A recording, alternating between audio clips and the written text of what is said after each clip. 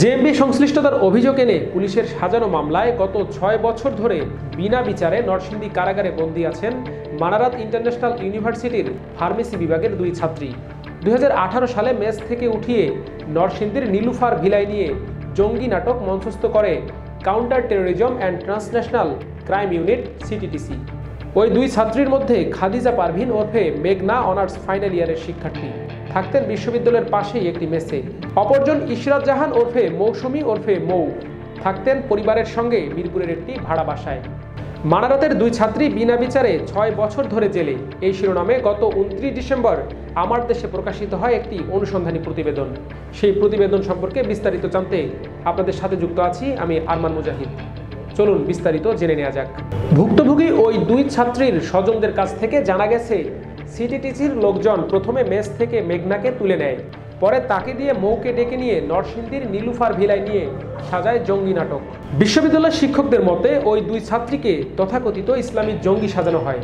মূলত মানারাত বিশ্ববিদ্যালয় সহ বিভিন্ন বিশ্ববিদ্যালয়ে নারী শিক্ষার্থীদের ইসলামের প্রতি ঝুঁকে পড়ার প্রবণতা রোধ করতে এক ভীতিকর পরিবেশ সৃষ্টি ছিল সেকুলার হাসিনা সরকারের উদ্দেশ্য, এমন দাবি তাদের।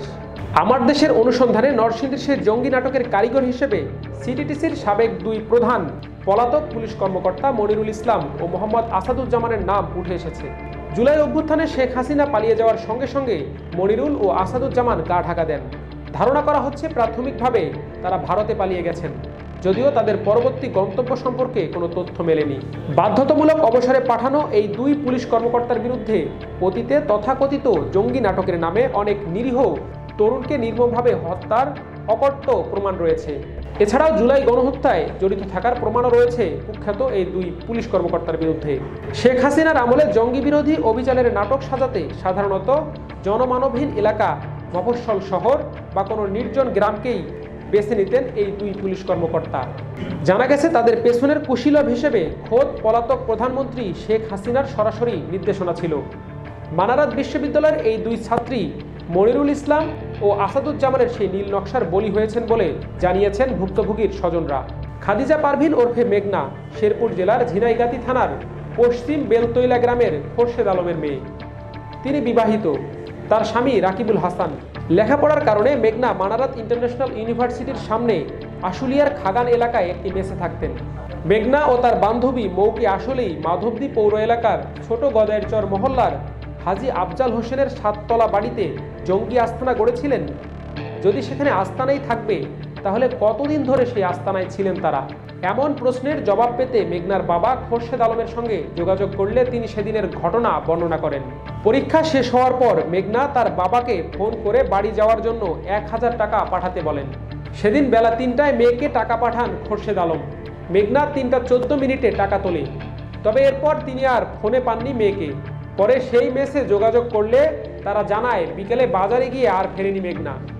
টাকাটা উড়াইয়ে এখান থেকে চুরি নিল আর কুই থেকে দিল, কি করলো আর জানার কারণ নাই আছে। আমরা ওই বাসা না পেয়েছে, হ্যাঁ আমরা আবার চিন্তা করতে টাকা উড়াইছে, এরপরে পেট কমপ্লিট আর ফোন ধরা না। মেঘনাকে দিয়ে ডেকে নেওয়া হয়েছিল বান্ধবী ইশরাত জাহান মৌকে। তার মা মাকসুদা রহমান জামায়াতে ইসলামীর রাজনীতির সঙ্গে প্রত্যক্ষভাবে জড়িত। তিনি জানান মেঘনা তার মেয়েকে ফোন করে ডেকে নেন। ল্যাপটপ যা ছিল সব নিয়ে গেছে, সামান্য গহনা যা ছিল তা নিয়ে গেছে। তারপর তো আর নিয়ে যাওয়ার পর আমরা তো ওই আমার ছেলে এবার ওই উঠেই ওদের চোখ বেঁধে ফেলছে। সাজানো গোয়েন্দা তথ্যের ভিত্তিতে ফলস ফ্ল্যাগ অপারেশনের মাধ্যমে ওই দুই তরুণীকে মিথ্যা অভিযোগে 2016 সালে প্রথম গ্রেপ্তার করেছিল র্যাব। সে মামলায় কয়েক মাস কারাগারে ছিলেন তারা। জামিনে ছাড়া পাওয়ার পর সিটিটিসির চোখ পড়ে তাদের ওপর। আমেরিকা ও ভারতের তথাকথিত ওয়ার অন টেরর প্রজেক্টের ছায়ায় সিটিটিসির সদস্যরা ওই দুই তরুণীকে কুখ্যাত জঙ্গি হিসেবে মিডিয়া ট্রায়ালের মাধ্যমে বিশ্ববাসীর কাছে উপস্থাপন করে, আর এতেই বদলে যায় তাদের জীবন। ইশরাত জাহানের বড় ভাই সাইমুম হাসান বলেন, তার মা জামায়াত ইসলামীর রোকন, তার বোন ইসলামী ছাত্রী সংস্থার সদস্য। এরকম যার ফ্যামিলিতে ঘটছে সেই বলতে পারবে এটা। আপনাদের কাছে আকুল আবেদন, সরকারের কাছে আকুল আবেদন, যত ধরনের এরকম অন্যায় অত্যাচার যেসব হয়েছে তার সত্যতা যাচাই করে জানিয়ে তাদেরকে সত্যতার আলোকে যে ন্যায় বিচার সেটা প্রতিষ্ঠিত হয়। 2018 সালের 16 অক্টোবর মাধবদ্বীপ পৌর এলাকার ছোট গদেরচর মহল্লার হাজী আফজাল হোসেনের মালিকানাধীন 7 তলা একটি বাড়ি থেকে রাত 8:30 থেকে জঙ্গি আস্তানা সন্দেহে ঘিরে রাখে আইন শৃঙ্খলা বাহিনী। গণমাধ্যমে ফলাও করে প্রচার করা হয় নীলুফার ভিলা নামে ওই বাড়িটি একটি জঙ্গি আস্তানা। দিনভর বাড়িটি ঘিরে রেখে গণমাধ্যমে একটা টান উত্তেজনাকর পরিস্থিতি তৈরি করে সিটিটিসির তৎকালীন প্রধান মনিরুল ইসলাম। সে সময় আওয়ামী লীগ নিয়ন্ত্রিত বিভিন্ন গণমাধ্যমও যাচাই বাছাই ছাড়া পুলিশের বয়ান প্রচার করতে থাকে। এভাবে পেরিয়ে যায় 24 ঘন্টা। এরপর একদম শান্ত পরিবেশেই বোরখা পরা অবস্থায় ওই 2 ছাত্রীকে সেই ভবন থেকে বের করে একটি বিশেষায়িত অ্যাম্বুলেন্সে তুলে নিয়ে যায় পুলিশ। অভিযানকালে পুরো এলাকায় 144 ধারা জারি করে সাধারণ জনগণের যাতায়াত সীমিত করা হয়। জঙ্গি নাটক জমজমাট করতে 17 অক্টোবর মনিরুল ইসলাম গণমাধ্যমের সামনে হাজির হয়ে বলেন, মাধবদীর ওই আস্তানা থেকে 2 জনকে আত্মসমর্পণ করা হয়েছে। যেহেতু তারা নারী, সেজন্য তাদের আত্মসমর্পণের জন্য সর্বাত্মক চেষ্টা চালিয়েছি এবং শেষ পর্যন্ত তারা আত্মসমর্পণ করেছে। যদিও তারা পুলিশকে লক্ষ্য করে বিস্ফোরণ ঘটানোর চেষ্টা করে এবং একটি বিস্ফোরণও করেছে, তবে এতে কেউ আহত হয়নি। মনিরুল ইসলাম ঘটনাস্থলে বিস্ফোরণের দাবি করলেও মামলার চার্জশিট বলছে একদম ভিন্ন কথা। চার্জশিটে বলা হয়, এক পর্যায়ে উল্লেখিত জঙ্গিদ্বয় আত্মসমর্পণ করিলে ঘটনাস্থল হইতে উপরোক্ত জঙ্গিদ্বয়কে পুলিশ হেফাজতে নেওয়া হয়। অতঃপর বোম ডিসপোজাল ইউনিট উক্ত জঙ্গিদ্বয়ের বাসায় তল্লাশিকালে বাসার দক্ষিণ পশ্চিম রুমে 3টি বোমা বিশিষ্ট একটি সুইসাইডাল ভেস্ট পায়। উক্ত ভেস্টটি বোম ডিসপোজাল কর্তৃপক্ষ নিষ্ক্রিয় করে। অর্থাৎ পুলিশের তৈরি করা সাজানো চার্জশিটেই মনিরুলের দাবির সত্যতা মেলেনি। এমনকি সেই ভবনের দারোয়ান স্থানীয় একজন অধিবাসী এবং অভিযানে অংশ নেয়া মাধবদী থানার সাব ইন্সপেক্টরের সাক্ষ্যেই মনিরুলের নির্লজ্জ মিথ্যা উন্মোচিত হয়েছে। তাদের সবাইকে মামলায় সাক্ষী বানিয়েছিল পুলিশ। সেই বাড়ির তখনকার দারোয়ান আব্দুর রাজ্জাক আদালতে সাক্ষীর জবানবন্দিতে বলেন, পুলিশ সদস্যরা মাইকে দরজা খোলার আহ্বান করলে আসামিরা দরজা খুলে বাইরে চলে আসেন। মামলায় পুলিশের সাক্ষী এসআই সুবল চন্দ্র পাল ও স্থানীয় অধিবাসী মামলার আরেকজন মন্টু চন্দ্র শীল সাক্ষীর জবানবন্দিতে আত্মসমর্পণের একই ধরনের কাহিনী বর্ণনা করেন। সেদিন মনিরুল আরও দাবি করেছিলেন আত্মসমর্পণ করা মৌসুমী আক্তার মৌ এবং খাদিজা আক্তার মেঘনা নব্য জিএমপির সক্রিয় সদস্য। গোয়েন্দা তথ্যের ভিত্তিতে তাদের ধরা হয়েছে। আত্মসমর্পণ করা ওই 2 নারী জঙ্গি আগে থেকেই জঙ্গিবাদে জড়িত ছিল। এ অভিযোগে 2016 সালে তারা র্যাবের হাতে গ্রেপ্তার হওয়ার পর 7-8 মাস জেল খেটে জামিনে বের হয়ে আবারও জঙ্গিবাদে জড়িয়ে পড়ে। জেল থেকে বের হওয়ার পর তারা কেউ নিজের বাসায় ফিরে যায়নি।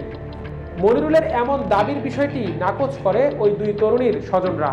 তারা জানায়, ভুক্তভোগী ওই ছাত্রীরা ধর্মীয় বিধিবিধান মেনে চলায় এবং পরিবার জামায়াতের রাজনীতির সাথে যুক্ত থাকার কারণে র্যাবের ষড়যন্ত্রের শিকার হন।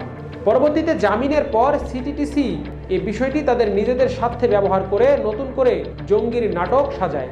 তবে এ বিষয়ে র্যাবের কোনো বক্তব্য পাওয়া যায়নি।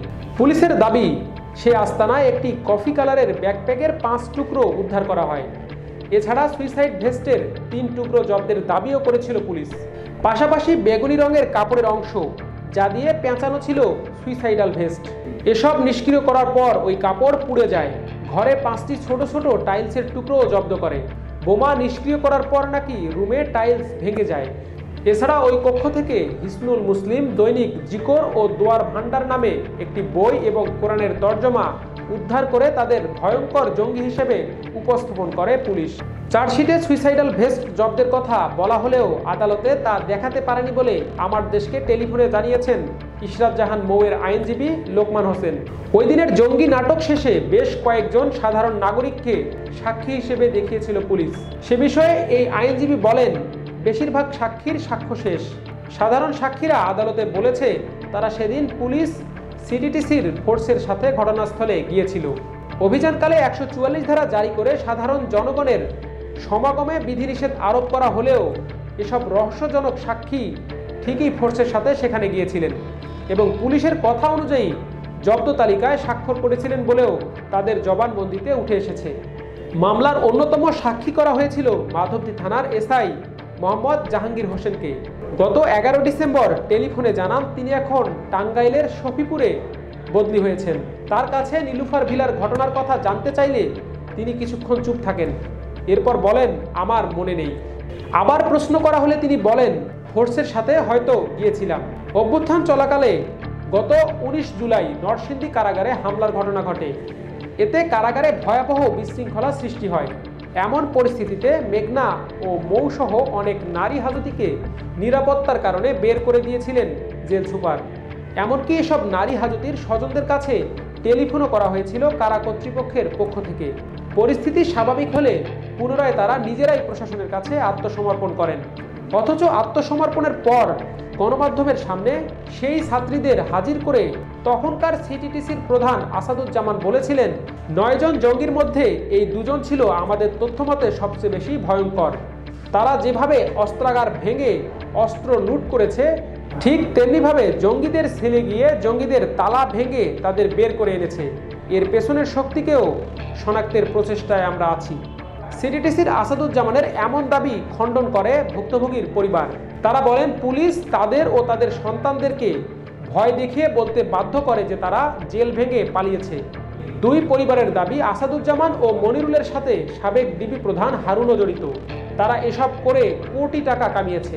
নীলুফার ভিলার জঙ্গি নাটকের বিষয়ে বর্তমান সরকার তদন্তের উদ্যোগ নিলে প্রকৃত ঘটনা প্রকাশের পাশাপাশি ওই 2 ছাত্রী নতুনভাবে জীবন শুরু করার সুযোগ পেতে পারেন।